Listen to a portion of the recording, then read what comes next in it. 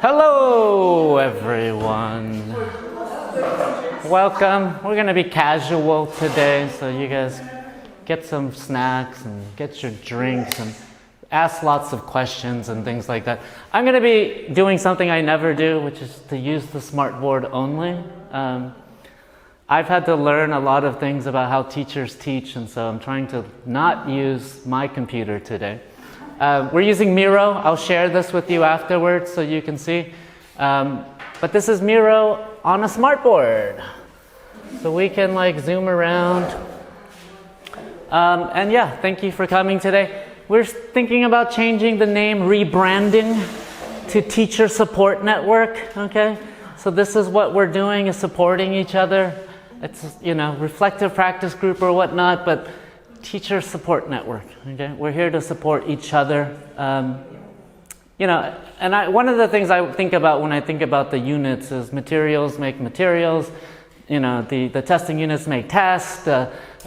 Student affairs helps with students. And sometimes I forget what CPDU does. And some of it, I think, is that we need to bridge this gap between materials and tests and help teachers to figure out the use of those things. So I think when we think about teacher support and we think about professional development, I don't like the term professional development. I think we're all professionals here. I think what we need to develop is relationships. I think we need to develop innovation. We need to develop, our students' rapport, getting along with our students, understanding our students. So I think there's a lot more to develop than just to be professional, which I don't know. So we're talking about teacher support. I'm using Miro today, and hopefully I'll be able to talk about Miro more. I love this tool. And I can present using this. So yeah, thanks for coming. I know everyone's busy. It's a crazy time of the year. Tests and examinations next week, and a big examination on Wednesday. No makeup classes, and so we just go into it. Yeah. Exciting times. All right. So before we start, I want you to think about what is your guiding motto, your phrase, the thing that that you live your life by or teaching by. I have a motto that I think of when I think of the world. It's a phrase that keeps you going. It could be something from psychology. Sorry, let me make that bigger for you. Using the power of smartboards.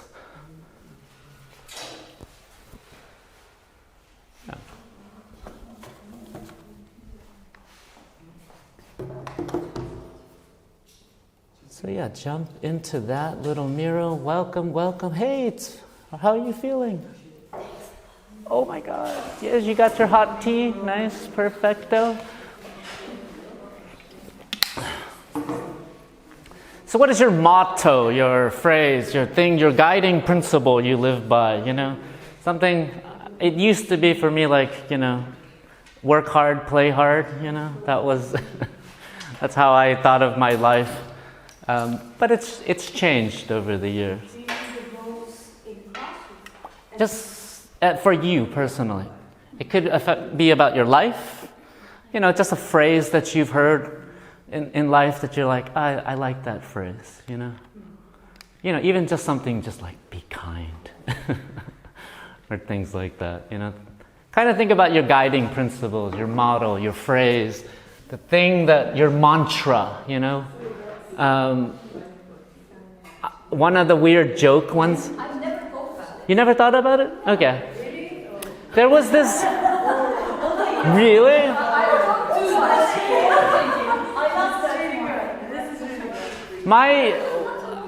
There was a joke one, and it was just remember your training. So whenever I was getting stressed out, there was a podcast about a guy that was schizophrenic, and he thought he was a secret agent, and he was supposed to jump across the building. And so he said, even though he didn't know anything about being a secret agent, he said, remember your training.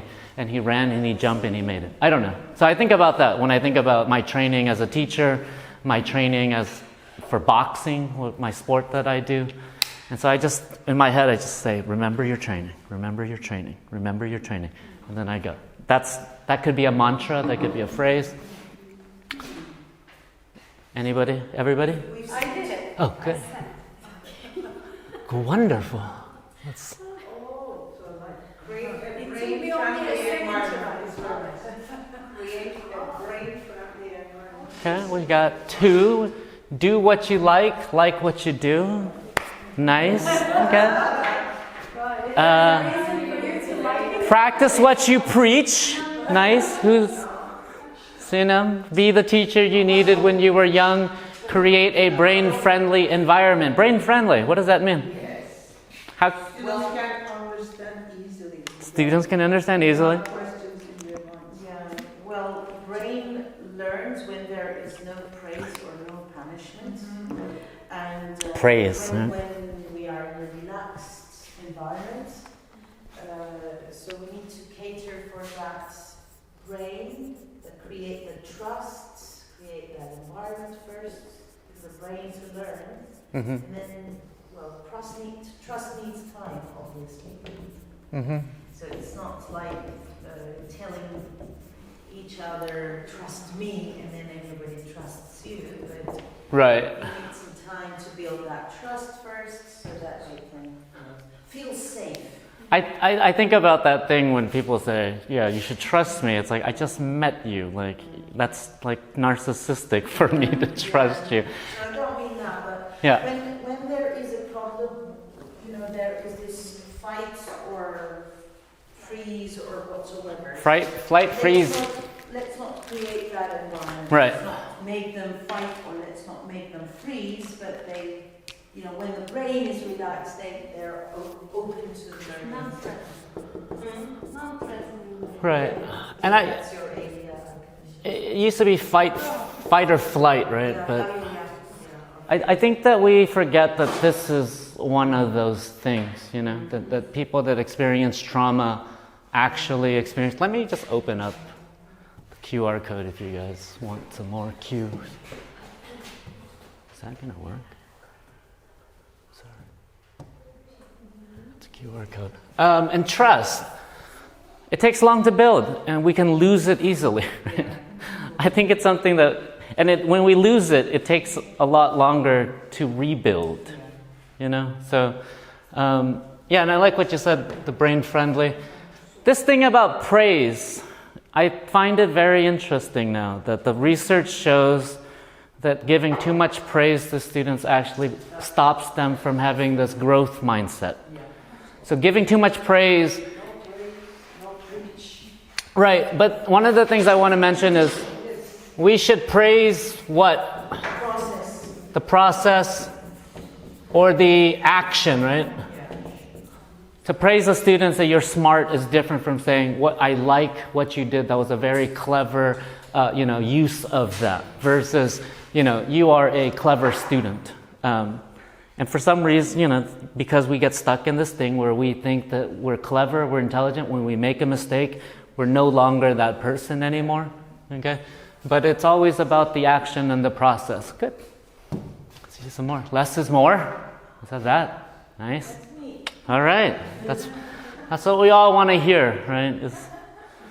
And I say this to my students with writing, right? Like they write like a paragraph that's this long, and I say, guys, less is more. You don't have to stress out. There's a student that wants to fill up all the lines. I want to just remove the lines for her and just say, this is what I want. And if you can't do it within this, then you need to practice, But she just tries to write more and more.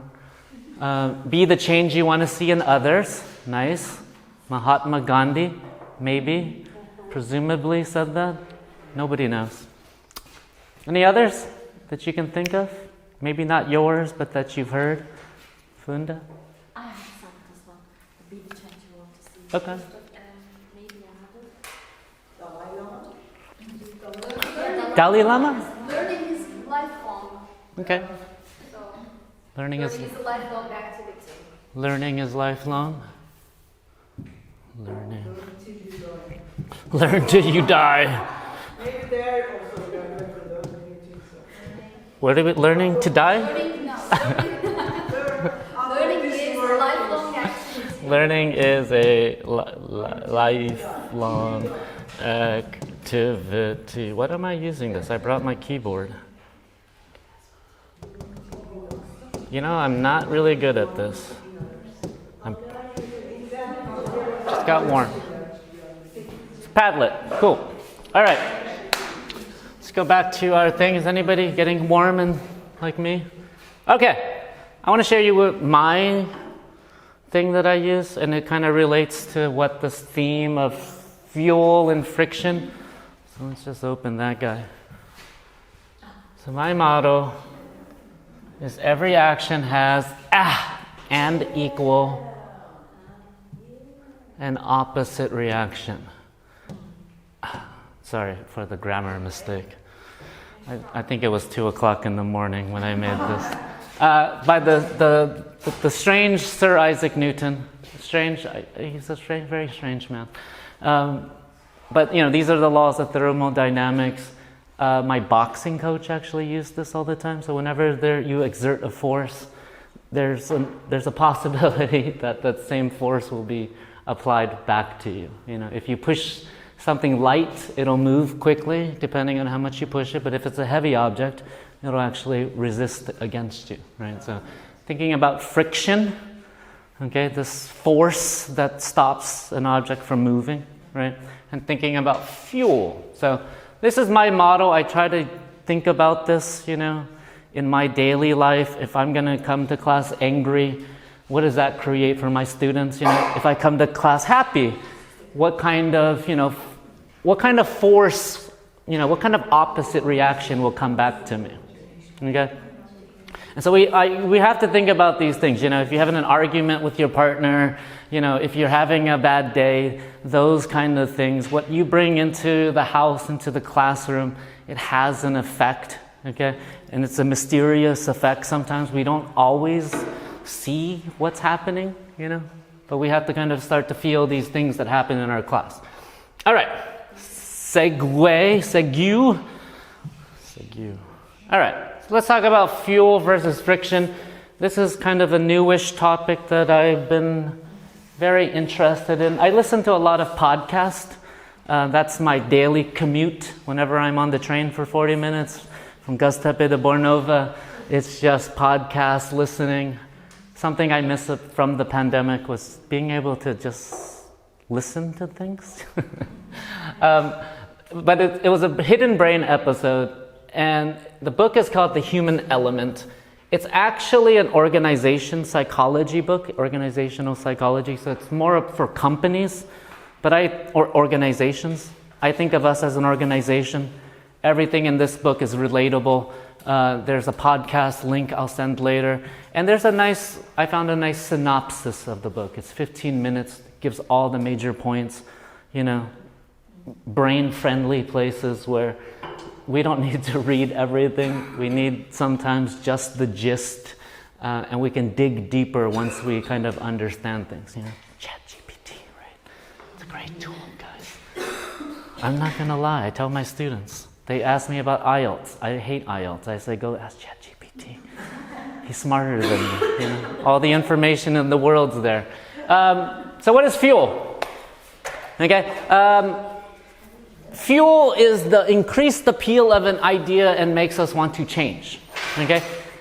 So, you know, in education, we add fuel to things. We add smart boards. There's some new innovation. There's a textbook on the computer. Our students get quizzes from Empower. And we, you know, from a marketing standpoint, right, we want to give more, you know. If you're buying a car, right, all of those features that they add, you know, like GPS, you can get this, the sunroof, the blah, blah, blah. They're trying to sell you all these things to make it sound appealing, right? And we want to do the same for our students. We give them motivation. You know, you add more software features, you add extras, even just showing off a little bit, right? Puffing out your chest is a way of adding fuel to something. There's two types, progressive, okay, this makes something more attractive. If you learn English, you can travel around the world, blah, blah, blah, right? And then there's aversive fuel, and that highlights the risk and cost. So if you don't study, you'll work at McDonald's. That's what all parents would tell their children. No? See, I think a mechanic's a good job, That's a hard job. And maybe McDonald's is a hard job. Okay? But we have fuel, and this is usually what we throw at a problem, right? If there's a problem, give them more something, Give them more desk. Give them, give them curtains at least. Come on. But yeah, what I want to focus on today really is the opposite. The problem with fuel. Fuel is costly, right? You always have to give fuel. It doesn't last very long. Even fear, right? When you say, if you don't brush your teeth, people forget fuel quickly. Okay? Yeah, when you talk about negative things, they even forget those things easily, right? Fuel creates friction, okay? So if you ever just kind of wave your hand like this, you can kind of feel the air. But if you go kind of faster, you start to feel more friction.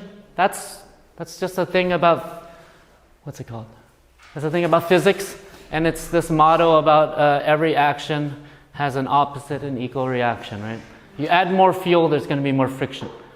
We add more things into the classroom that creates friction maybe with the teachers, having to learn something new or add something new to their routine. For students, it adds something where, I don't think maybe they don't understand what's happening. Okay? So yeah, fuel is costly. I don't know why I left that. I don't like this keyboard. All right, friction. So this is what we're going to focus on today. It's the psychological forces that oppose change. So anything that is resistance, right? And there's 4 types of frictions they talk about. We're not going to get into too many details. I'm going to focus on these 2 mainly. So inertia is that we like things the same. We've had a routine for 10, 15 years of teaching. Students have been learning in a certain style in their high schools, and they're familiar with it. We were talking, Yasmin, about students liking worksheets still. So like giving a worksheet to students, it keeps them busy. Is it the best way to learn? Yeah. Is it the best way to learn? Probably not, but it's something familiar for students, right? So when they see that paper, they want to take it, put it in their notebook. The next one is effort, right? It requires snacks. Get the snacks. Yeah. Effort, energy needed to make the change happen, right? So sometimes when there's lots of friction, we have to put more effort into something, right? And then there's an emotional thing, an emotional friction. When something changes, we have an emotional connection to it. The analogy they give in the book, the example they give in the book is in the 1929s, they made cake mix, and all you had to add was water. And it wasn't popular.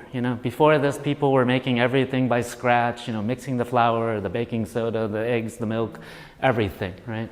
They came out with this powder that you just added water. It wasn't popular. It didn't go well until they changed the instructions and they said, add 2 eggs. And then it became like just enough effort and something about this emotional thing, about cooking, right? Like baking is a very soothing and therapeutic thing, right, for people. And so once they added that, it kind of added back, it got rid of some of that emotional friction. So yeah, they talk a lot about different products and things like that. And reactance is this thing about autonomy. If there's change and it's being forced upon you, you resist it just because you don't, even if it's a great idea, even if it it could change the world, sometimes when you lose your autonomy, you just resist. So that's that friction that's created with that. Stupid keyboard. Okay, let's talk about let's talk about the second one. Oh, I didn't make a second one. Okay, inertia. I'm going to give you the solution. The solution for this one is just repetition. If we just do things in small bites, eventually over time, let's say our students will get used to something. Something I started in the classroom, which I love right now, is silent reading. We just do 15 minutes of silent reading. It doesn't feel like a lot, and they should probably be reading more. But if we do it every Tuesday after lunch, it's something they get used to. And now I'm seeing my students just, opening up their books, getting ready for these things. So I don't think it was a habit they've ever done in their classrooms, probably. It's not a habit that they do in their homes, but it's something we created. And now I just see kind of a positive reaction to it, So doing something, bless you, repetition in small little doses, right? That always gets people into something, lets them see the change. The thing about effort, I don't know if you've ever read Atomic Habits.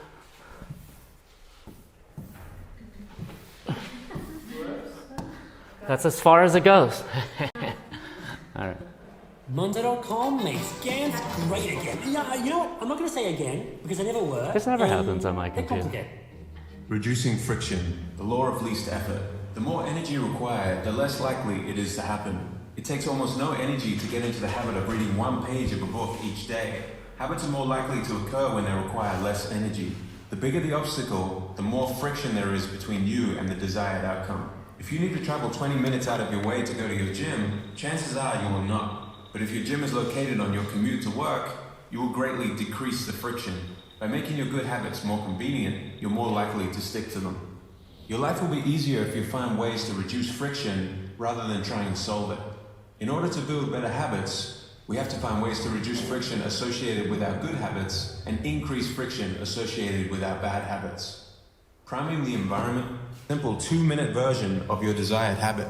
So yeah, we can do certain things. We remove obstacles.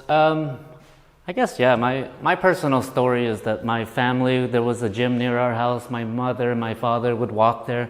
It only took like 20 minutes for them to go. And then when it closed, they stopped going. And then and then my father, he had a heart attack, passed away. I kind of blamed that thing, They used to go like every, twice a week or something, And they would walk there. And now my mom, she's not that old, but she doesn't have mobility. There was things in our lives, We think about the village. We think about having grandchildren or something like that. Things that kept us moving, they're slowly getting taken away, right? And we're living these separate lives. But I always think about that gym that was 20 minutes from my house that my parents would walk to together, It was cute. They didn't do many things together, but they would walk to the gym together with their gym bags. I thought it was really cute, and those things don't just affect school, they affect our health and things like that, right? Get out of that. And then, do you guys know this thing about social media? It's called the infinite scroll. You guys are old enough, maybe 5-10 years ago, when you went on Facebook or Instagram, you had to press next. Oh yeah. And now what happened? It's like this. Yeah, so think about this as friction, okay? How it started and how it's going.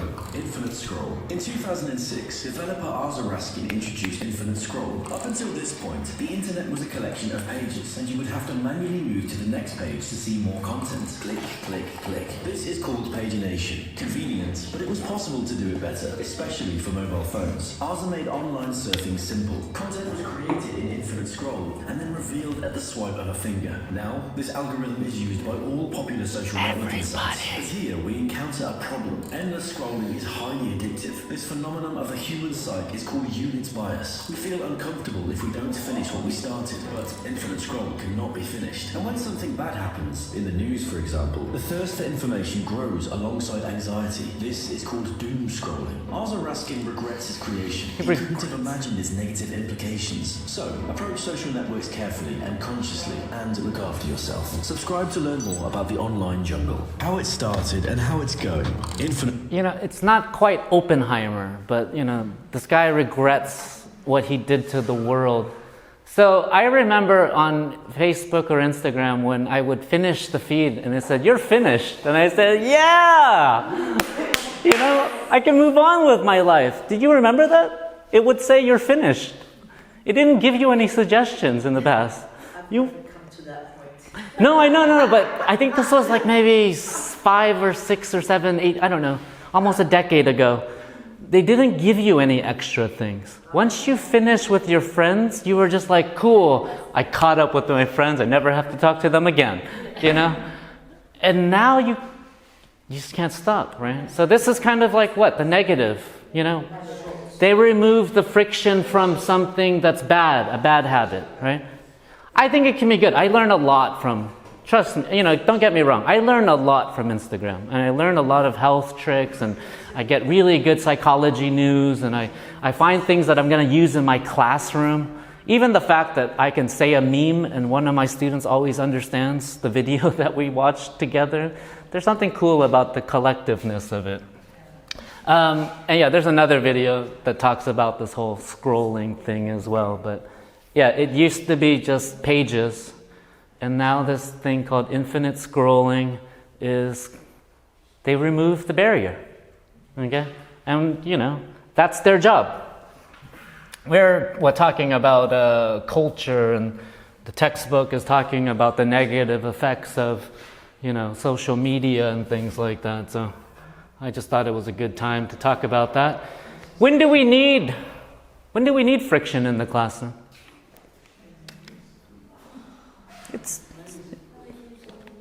There's like one main time that we need friction in the classroom. Can anybody think of that time?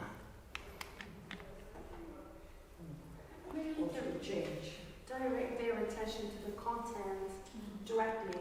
Yeah. Not using them with the tools, but Go there directly. So that's reducing friction. What's the time that we need to increase friction in the classroom? increase. Yeah. Make it a little more frictiony. When we want them to elaborate on something, Yeah. that they have to spend more time on what they are doing so that they can actually associate concepts. Right. It takes time, but they need to work on it. So Right, and I think group work is an example of, you know, trying to increase friction sometimes. One person has something, you know, the jigsaw things. Assessments, right? For tests, we don't want to make it too, you know, we want to make sure that they take the test okay, but, you know, it should be difficult. There should be an element of time. There should be a little bit of stress. That's a practice that they need, unfortunately. Yeah, getting used to things. I still don't agree with, you know, writing assessments that take time, but, you know, that's just me. Yeah. What did I put this for? Okay. You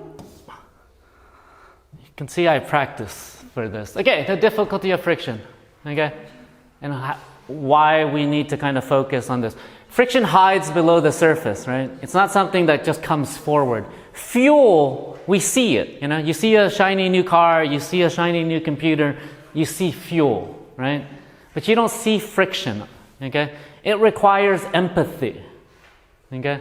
And this is kind of what I've had to do to kind of put myself into teacher's shoes when I'm doing my research, is asking to see how you do things, right? So you have to understand your audience's perspective. So I think a lot of times when we create something for our classrooms, we don't see how students might use it, you know? We might not go through the experience of how the student will do the activity. I use like Google Classroom in my class, so whenever I make an assignment, I have another account where I can see the assignment and I say, oh, that didn't make any sense, you know? Or I click on the assignment to try to do it and I can't do it, and I say, okay. You know, so testing, beta testing, piloting, all of those things. We need to understand our audience, right? Whether we're in a unit, whether we're the administration, whether we're teachers, you know, creating for our classroom. And it takes work and patience to discover friction, right? We have to look for the what and the why. Why do people do things? We have to ask. This is needs assessments, right? We do needs assessments in our classrooms. Yeah, and let's look at an example and try to find the fuel and friction from the student's perspective. So this is from the Gamma textbook. I thought this was really interesting. It just magically happened that this was the thing. So this is a thing about motivation, okay? And I was reading this to the students. Try to identify what is fuel and what is removing friction, okay? Because this is not just motivation. I thought this was interesting. Your level of motivation can have an effect on your success. Even if you love your subject and want to finish college, sometimes you don't want to study or think about doing something else. When this happens, you need strong motivation to keep going. I don't think this is true. So try to read this.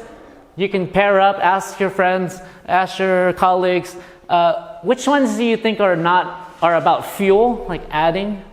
And which ones are actually about removing things to make something easier? And I'm going to...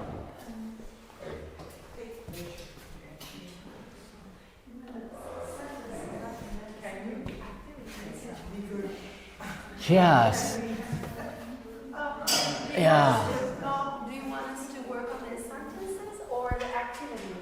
The sentences. Think about these sentences. Think about which ones are fuel and which ones do you think are actually about removing friction.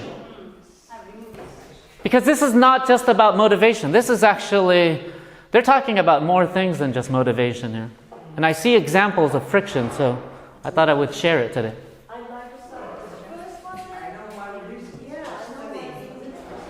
Okay. It's fuel. Yeah. So knowing your reason, having this intrinsic motivation, right? Your purpose for learning.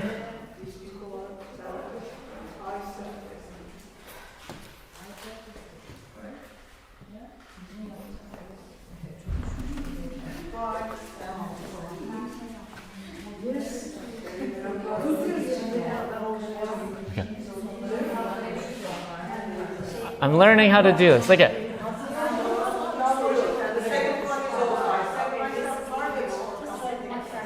Okay. You set myself targets for completing goals. They're both F, so FR. Let's do F and FR. Okay. When I start work quickly, when I sit down to study. This is friction, right? This is me. Well, it means that they got their desk ready. Right? Their environment has been prepared. Just like one of the things about going to the gym is you put all of your clothes out the night before, or you sleep in your running clothes, right? Yeah, and you have your shoes right by your bed, your running shoes, so that you reduce the friction in the morning when your brain isn't working and your motivation's not there. You're making it easier, right? So a student, I think, that has, let's do FR for friction. A student that has this workspace that's already set up, so when he or she sits down, they're just ready to study, that's removing friction from their life, right? That's not motivation. The motivation is, I need to sit down, I need to study, right? I got to finish this task. That's just completing the task thing. It's the moment that they sit down that there's pencils are there. And also, like, putting students according to their cognitive style. Yeah, please. Can we open one window? I'm just a little, that one. Thank you. When you're grouping the students in the classroom, for example, if you're not grouping them according to their cognitive styles, like someone who likes to think linearly may find it really hard to work with someone who works non-linearly, and which is related to whether they can start working right away or take time to think, that also. Right. I think. Remember that? That's one of the things about removing friction in the classroom. What about I stay focused once I sit down to study?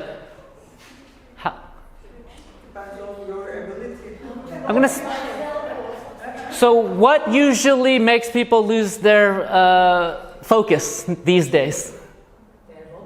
Their mobile phones, right? So I think a lot of the students that I talk to who put their phone away or put it on do not disturb or use like a focus timer, those students, they've created some kind of system to focus, right? They're not focused, they're not sitting with the TV on, right? They're not engaged with their friends and talking, right? So there's something about friction here that they're trying to remove. What about number 5? I can find the time I need to complete tasks well. Motivation? Okay. Could be both. I think it's motivation. I can find the time. I take pleasure in achieving goals or completing tasks. Fuel, right?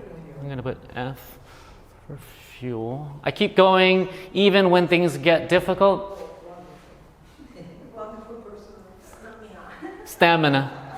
And stamina has this idea about fuel, right? Energy, right? We need to have energy to do that. To motivate. Oh. I don't like this keyboard always opening. I find ways of making my study time feel nice.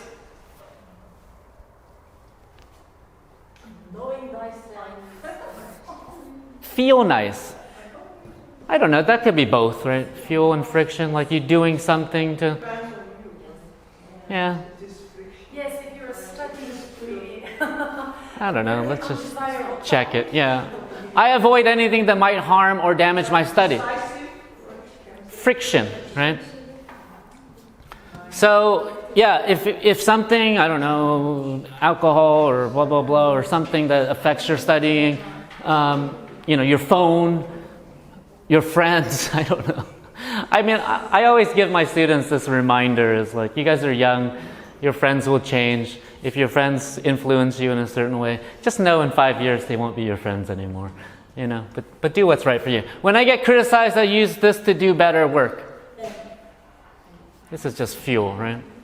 So I thought this was interesting. I was looking at this, and they're talking about motivation, but it's not just motivation, right? It's the systems that they actually had to put in place. It was like the previous study skills units that we're talking about, like self-regulation and all those things. Okay? So think about that. I stay focused when I sit down to study. It means that they prepared their space, right? For me, it's the same. I have to clean out my desk and move this and get my coffee ready. And then I go down and I check my email and then finally, yeah, it takes me forever. That's probably why I love to procrastinate.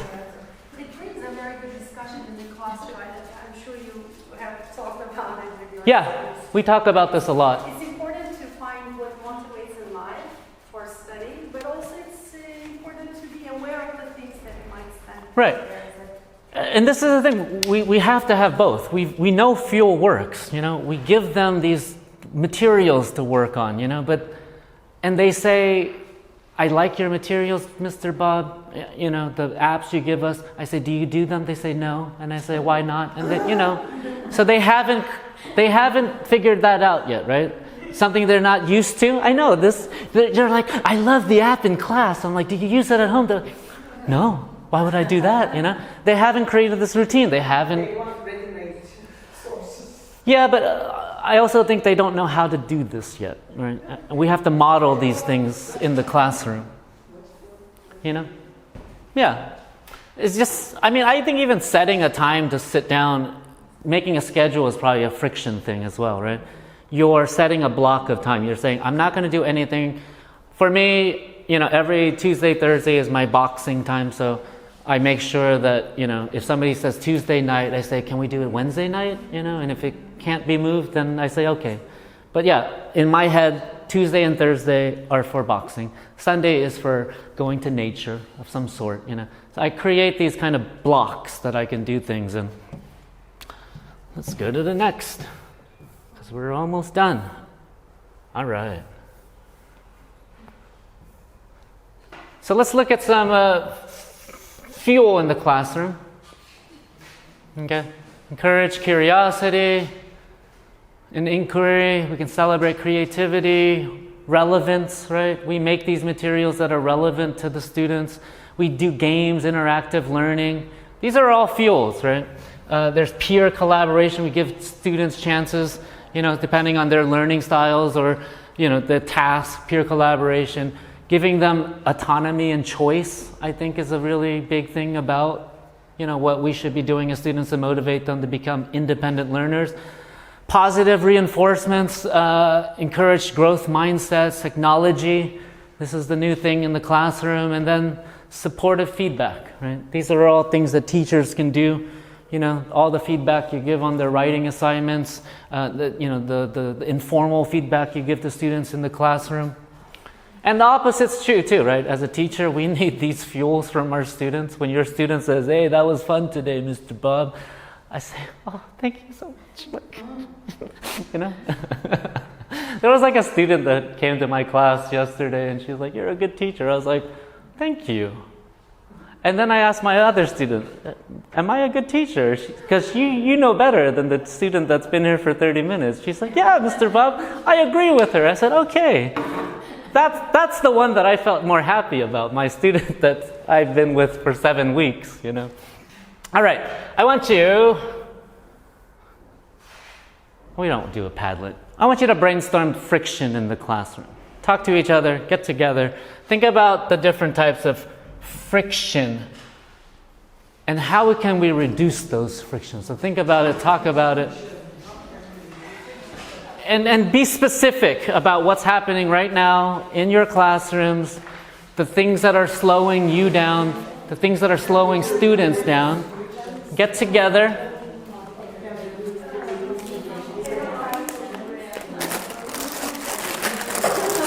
See, this is friction. When I don't open it, you won't eat it.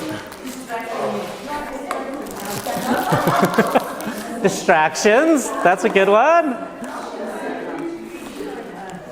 I don't give you.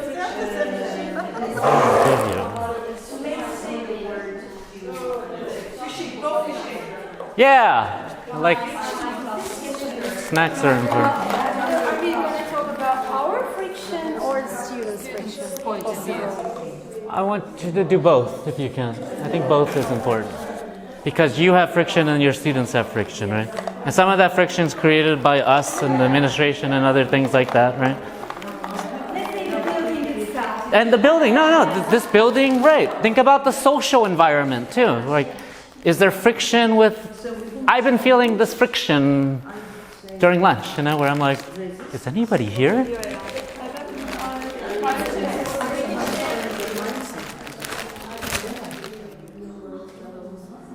We can also talk about friction in the school system as well. Friction.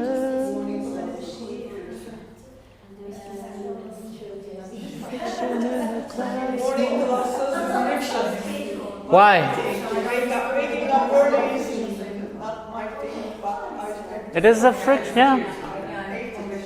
And the traveling by metro is right. Now these are all frictions, right? Like not enough dormitories around the area.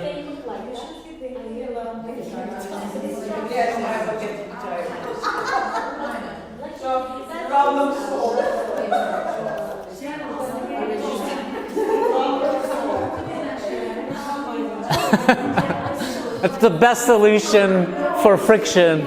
Retirement, No friction.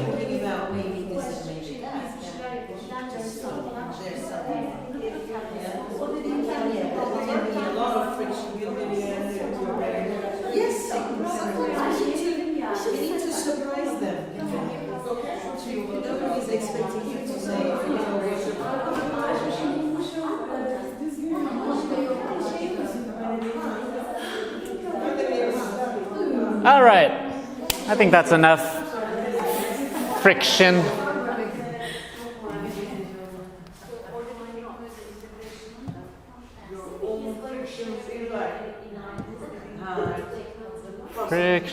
Friction, man.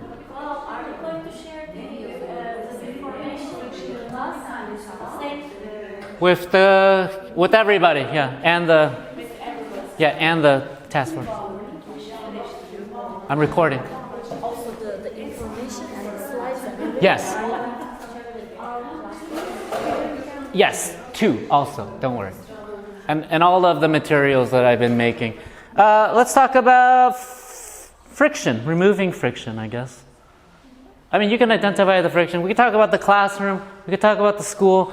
Maybe this is from the teacher's perspective, maybe from the student's perspective, or both, right?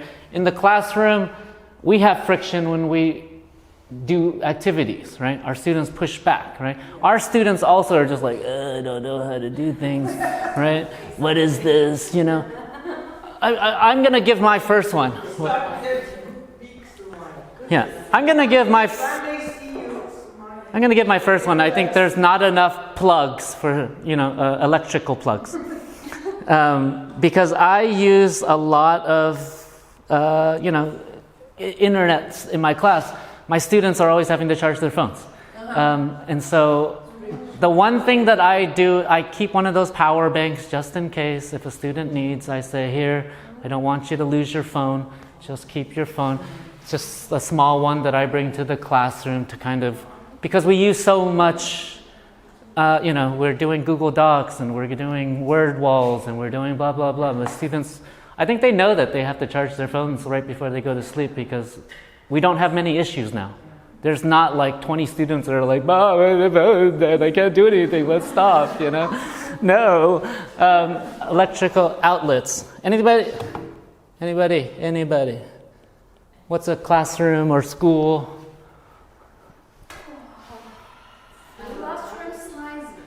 Classroom size. Distractions. What about the size? It's too small? Yeah. And not convenient. Not convenient. Why? They have no personal space. No personal space. Okay. Like they're just cramped. 38 students, even like 45. 45. But half of this classroom. Yeah, but at least The size though. at least the size is large that you have air and you have the space to walk down. But in 322, don't give this classroom to Toe to toe? Yeah. Do you have the long classroom or the square one? Okay. Like half of this one. I find that the ones that are longer, they feel more pleasant to me because I can look from side to side. The ones that feel like rows, those ones I just like, like the room next door. If you look in the room next door, that's the room I don't ever want to teach in. What about the tables? The students, I don't know, they like the size, but then as teachers, we can't move them around so much, right? Exactly. Our room is different. We have those, the old school ones. Yeah, we have the connector, the chairs. Chairs are useless because they say no one can see them. One or two. Teacher I'm chairs. not giving classes go to And the desk. I'm not the one. The teacher's desk too? Useless when you sit there, nobody can see you, or you can't see all the students. True. Teachers. We're literally Platform or something like that. Also, can we count the distractions too? Yeah. Yeah, distractions are friction, right? Coming from the stairs, and 15 minutes till my class finishes, but somebody's going down as a class. Also some I hope we students, can find a solution to this because everybody is doing block lessons. And for the past 15 minutes, it's impossible for me to have a peaceful time with my class. So I'm grateful that you finished your class at the time that's scheduled. I do the same. And our room is like right by the exits, so all the students start smoking there. I had to put a sign on the window, and I just yell at them, "Hey guys, we're having a class. Can you stop smoking?" They're just like, okay. So schedules, right? Teachers, is it important to stick to the schedule?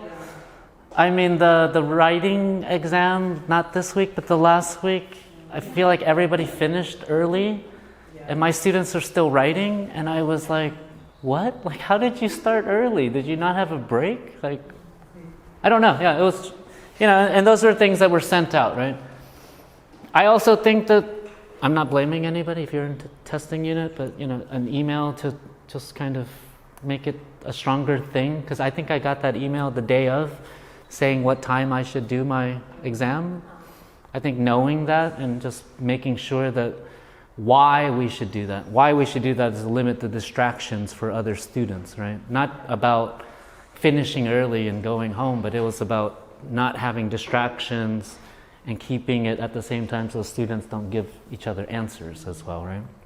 So whatever is fuel for some people is a friction for the others. That's the reason. They don't want to follow the rules or anything. So. Following rules. So can we write it in the place of the school part? The distractions and other Yeah. things? I like that. How do I do that? Yeah. Okay. Oh, no.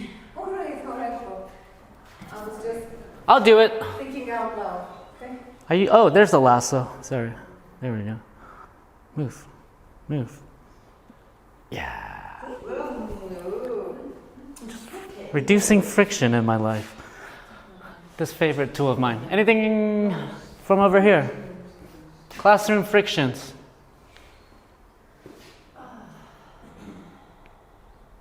May I ask something? Yeah, of course. We talked about it, but I had that kind of a problem. In my class, there are 5 basic groups of characters. Okay? So 5 basic.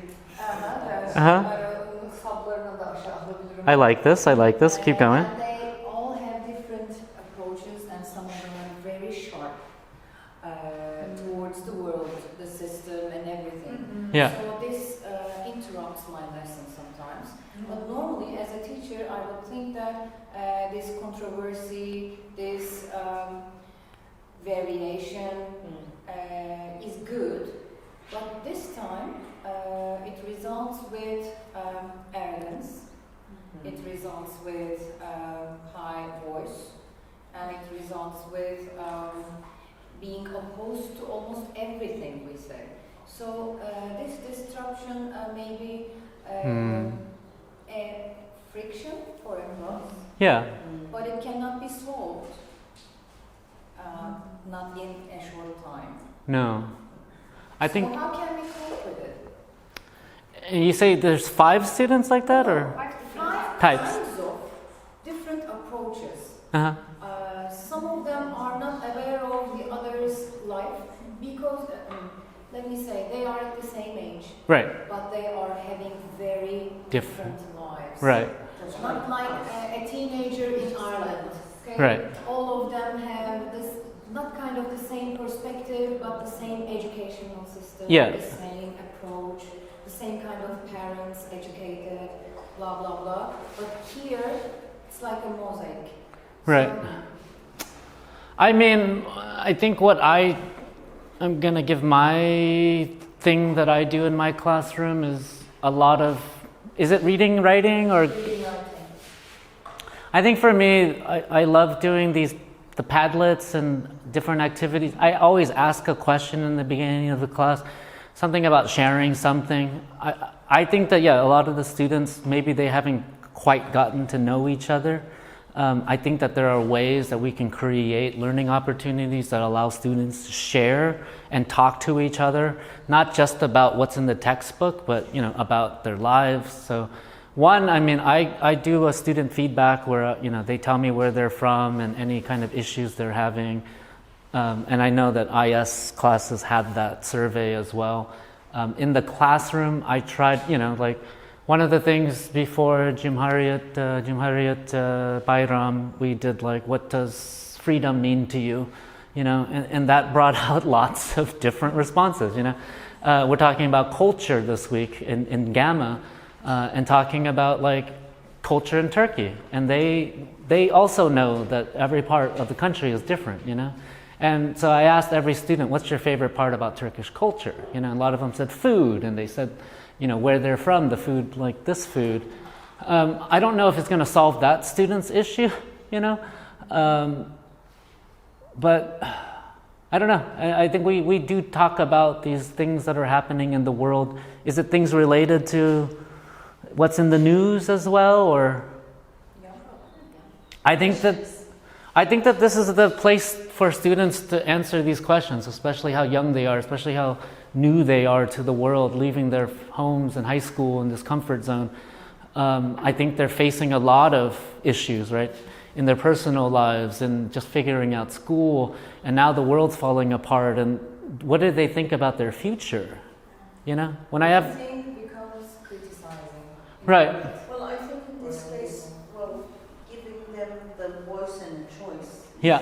is being a democratic and empathetic teacher. So you set the ground rules, okay, you're democratic, you're empathetic, you just give them the opportunity, you lose them, but you still have the control, and then you type again. So you have the control. So that's tight, loose, tight. Like, Yes, definitely. So Yeah, tight, like loose, tight works attitude. well, I guess, with this kind of an eclectic classroom, I guess. Because they're at that age, so if they want to talk about political issues, we need to give them the opportunity. none of them are rebellious, I think. So No. when I was a university student, remember 3 days ago, 2 days ago, the heavy rain. Yeah. Yeah. If we had that experience in the mud as students, as university students, we would have raised our voices. Right.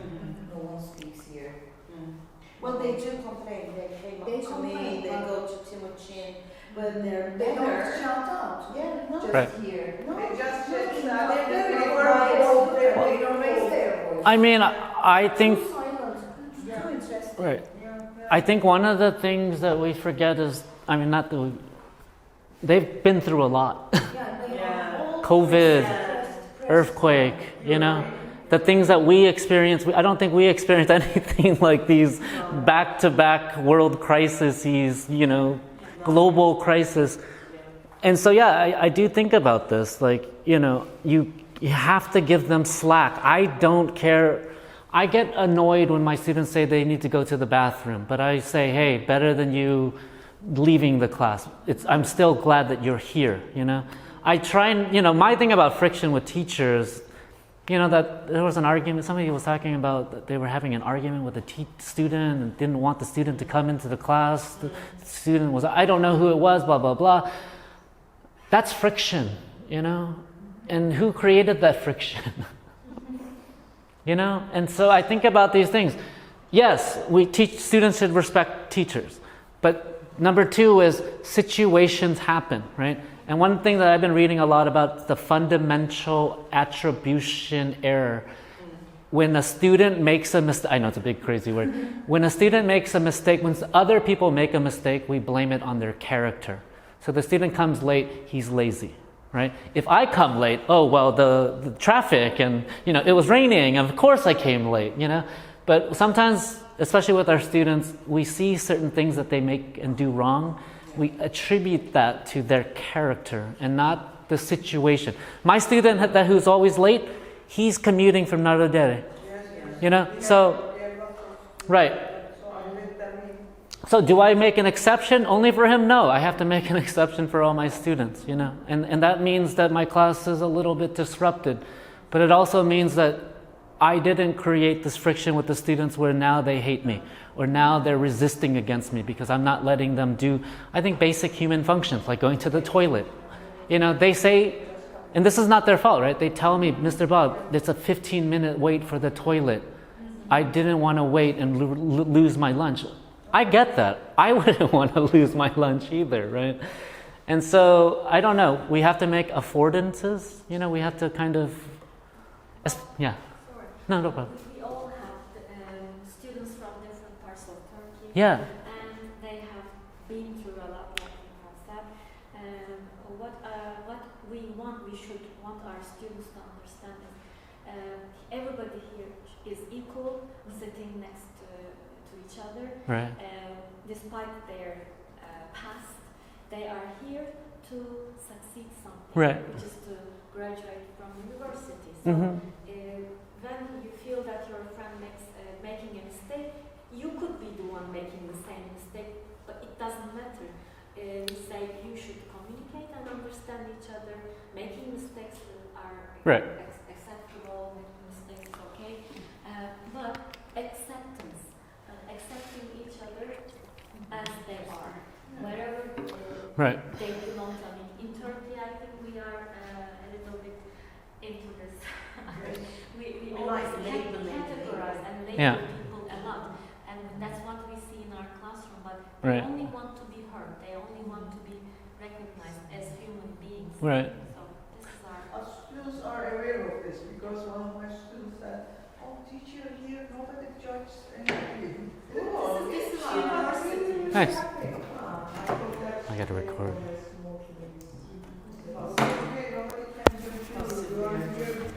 It's just talk. Nice. University should be different from high school. They think. They think, and we think. And it's up to us as teachers to make that difference, right? If we teach in a high school style, if we're doing teacher down, if all they're doing is lecturing, then it's the same, and they're going to be okay with it. They're not going to complain. This is why it's easy to teach the teacher-centered way, right? Students don't complain about that. There's nowhere to complain because they're like, I'm used to it. I can go on with it. It's okay, you know. Anything else? Look, the main thing. Technological problems. Internet. Going and coming internet. Okay. I think the internet is a huge problem for me. Yeah. Writing your password. It was so much faster before the students came too. Huh? Finding password. Password. Students while they are waiting and doing it. Right. So it can be friction. And we can't save the password, right? Nor would you want to, right? These days. Yeah. I have one of these These are the little universal keyboards. frictions, but Yeah. whatever you have written to the fuel parts, Mhm. they might also be friction for some people. Yes. It's true. The fuel ones. I mean, yeah, for me, adding more technology is a fuel. I'm like, yeah, right? But for other people, As long as you have internet connection. as long as I have internet connection, 50-50. I'm not yet. then I just use my phone's internet. I don't care anymore.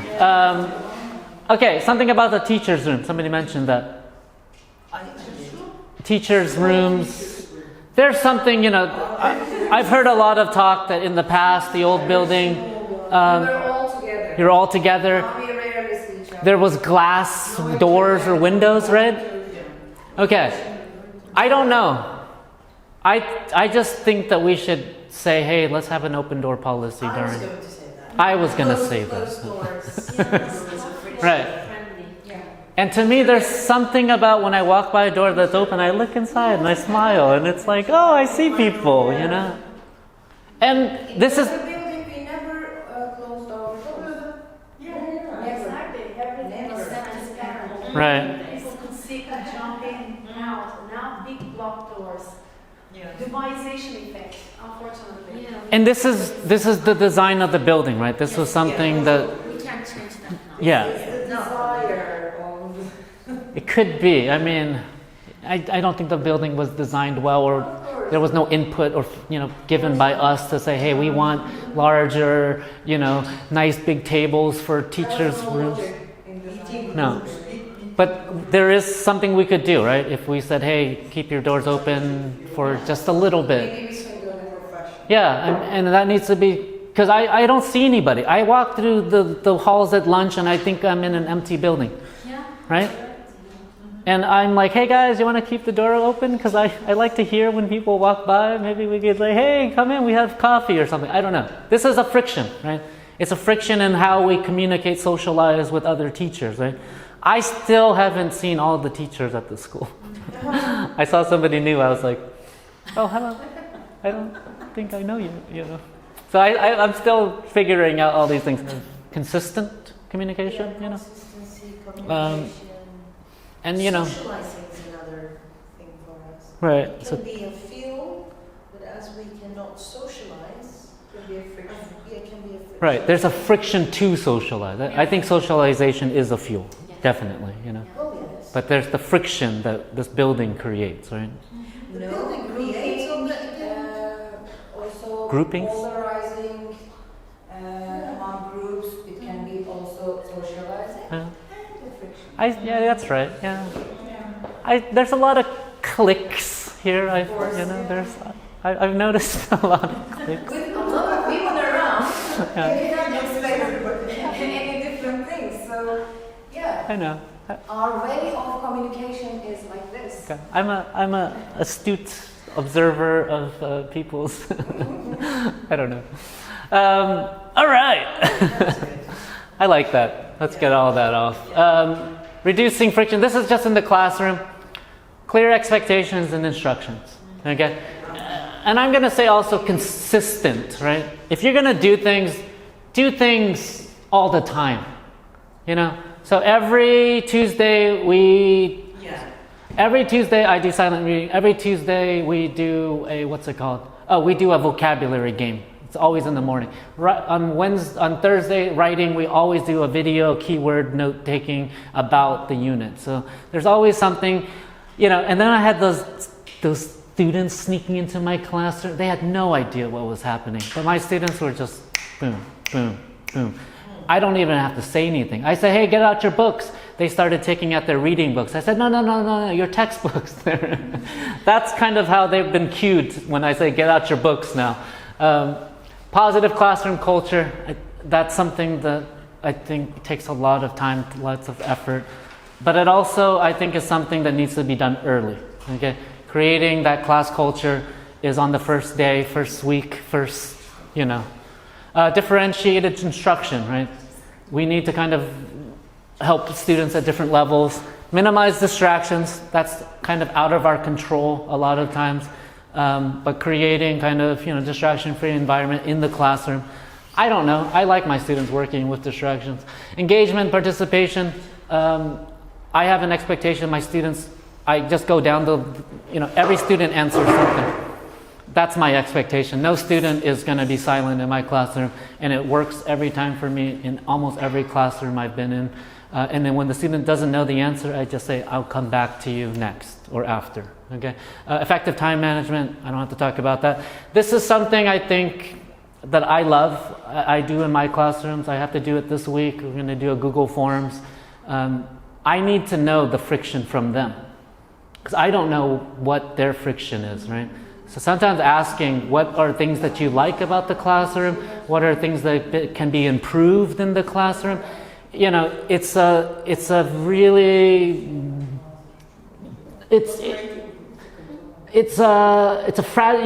vulnerable position to be in, right? If you've never done feedback from your students and they give you harsh comments, you know, throw out those comments, just take the middle. You know, somewhere in the middle is the right thing. I throw out all the 6s. If they give me all top scores, I don't even consider those students most of the time. I just try to look at the students that are in the middle. I think this is something that has been valuable for me for my entire teaching career, is always asking for feedback. And you can see the classroom culture, how honest the students are towards you. Could you please give an example of a feedback you wanted from the student? The Google Docs. Okay, you guys want to see? Yeah. Okay. I mean, not the comments. On what you wanted feedback? On a specific point? Everything? Everything. So,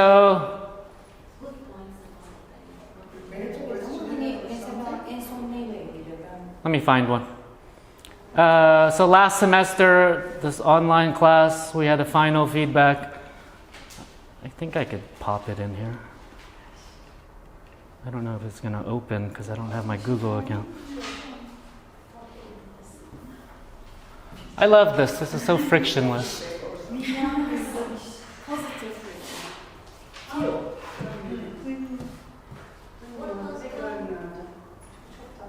Please, okay. Rate the effectiveness, you know. So you prepared. Yeah. Because your school is not going to do it. I was wondering about the questions, about the stuff that you asked, so that's why So this is one thing I think is kind of important, is have students self-rate their effort. Let's say they put 2 as an effort and they get a bad score. Okay? I always like to ask them, so I can send you this because I'm going to send to my students. Yeah. Let me send you like a model of how I do it. One of the things I'm actually really curious in my classroom, because I'm a native speaker, is I want to ask them, how much has your listening and speaking improved since this class? Because I've noticed that my students are actually much better with communication from week, and I told them this, in the beginning it's going to be hard for you to understand everything in English, trust the process, you're going to get through it, and they're able to work together to come up with meaning. How much effort did you put into the reading class? Rate the effectiveness of the writing class. How much effort did you put in? Because I want to see if they put effort, and if it's effective, kind of to make a correlation between those two things. What's your favorite activity that you did in the classroom? Why? What's your favorite activity in the writing classroom? What's your least favorite activities, routines, or part of the online classes? How much has your reading skill improved at the end of the semester? This is self-rating, right? But I want to see that based on how much effort they think they put in. So if they put in 6 and they think it only improved 2, then I think something's wrong with me, right? Do you prepare it as anonymous? Huh? As what? Anonymous. No. One of them I did, but usually What if you wanted a personal comment of yourself? Would it be again? So what I find is that when I build trust in the classroom, I get these very honest. And if you wanted, if you don't have that same and you want that honest feedback, then I would say make it anonymous. My thing was, this was part of their grade. Because I actually wanted to understand how my online classes were working. And for me, last semester, with the online classes, I didn't know how effective it was. I just was teaching what I normally teach. There was 4 students that came to my class. Right, and it was only in week 6 that I did feedback that I realized, my students like my class, despite them not coming to class. They're actually watching the videos. All the students, I think I asked about the effectiveness of the YouTube or the video recordings, and a lot of the students said that they were learning just from watching the video, So, For weeks, for example, I had only one student come to right. lesson, and she was very And I felt that, but then attentive. I learned that my other students not coming to class were actually doing their work still. And I got really specific because I was doing references and citations in my classroom, and I just asked how this felt like an academic class for them. I got really specific with this one. A lot of them I just ask, I just want to know their self-rating of how much they improve. And then what's effective from me, what's ineffective. And that's when I find that, they don't like this activity. That to me is enough to be okay, cool. If there's enough students that say that, I might throw it out. Write 5 adjectives to describe your teaching. That's a good one. I mean, I wanted some I wanted some fuel, I just needed some fuel. Yeah, because this was online too, right? I didn't know how they felt about me. Okay, it's time. Thank you, guys. Sorry. Can I steal 5 minutes of your life? Okay, so one of the things we talked about technology and what I've been learning from other teachers is amazing. We have 2 different books, right? And they all have the same fuel, right? They're online. They have some kinds of tools that you can use, right? I don't open it. Okay, there's a textbook, awesome. They all have the same features, right? The fuel is the same, right? What about the friction between these 2 devices, or these 2 systems? Is there friction? So this one is much easier, right? This one, whatever this one is. Empower is It's more user-friendly. right. Why? Why would you say it's more user-friendly? My whole system asked me to change my password 3 times, and I'm really fed up with that. Sometimes they Really? Yeah. Okay. What else? What makes the other one bad?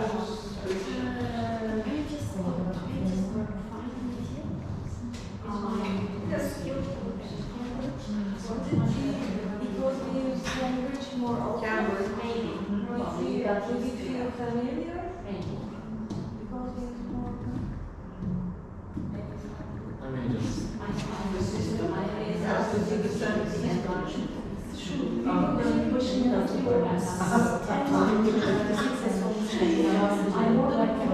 Yes, I always do that. Sorry, I hate this. I explain my feelings to my students. I hate this. I think one of the frictions with this tool is that this pencil, it's like really hard to use. If you've ever, has anybody used this? No, I tried.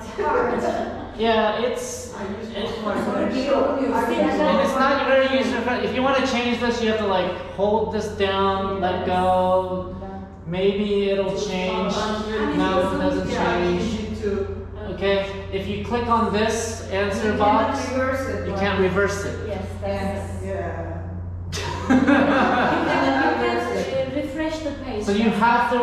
Yes. That's the solution. the solution. It's always there. Okay, but this no. But this one works. You can close it, right? Yes. This one's okay. Okay. And Cambridge is much easier, Yes. right? Okay. Does everybody know how to use the drawing tools and everything? Anybody need it? Funda, do you want to show us how you use your magical? Which tool shall I just? Oh, She's not the Funda. one. She's the one. Sorry. She's the one. This one? Right? Yeah. Here? Okay. We have a notes. Notes, if you want. Then another one. So if you want, here is the pen, here is the color. Yeah. So this highlighter color. And does it stay after you close it? Does it like This is stay? eraser. Yeah. To use this tool, you can easily read. You can lock. So. It's okay. Okay. Okay. So I think even though these two are supposed to have the same features, I would say this one has a lot more friction, right? And it's something that I don't know. Do you guys? Sometimes you feel yourself useless. It feels useless.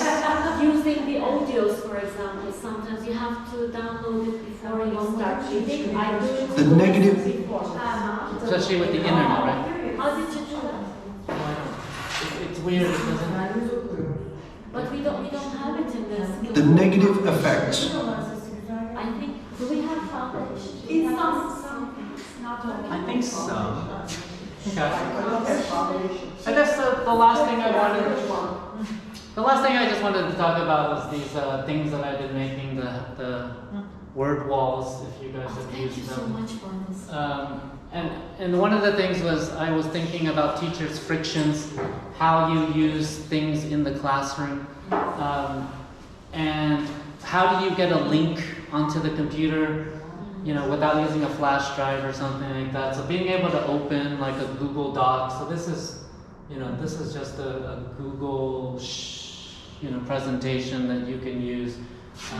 I've heard good things about this. No, so I just wanted to make it so that teachers could use this directly. It worked very well. Yeah, they can use it directly in the classroom, giving information for teachers so they know. These are word wall activities. Okay, students can use the QR code. You can click on any of these links. These links work. The links will open up and students can do. They did. Yeah, somebody showed me that they have their students coming up. These are all just from all of the examples or the questions from the textbooks. I've been just trying to make. If they can use the exercise of this digital workbook, then it will be okay. And I don't know. I mean, and I've been sending these guys out. So if you guys want to check the Miros that I sent, I made Miros of the book for Skillful, but only for Gamma. No, I did for both, for Delta and Gamma. Really correctly. Yeah. So this is where there's a little bit of friction because if you want to learn how to do this, I would love to share how we can use Miro in the classroom so that you don't have to use the skillful book. Okay, I've included like this example. This is it. You can use all of the tools from Miro to draw. You can watch the videos directly or in another browser.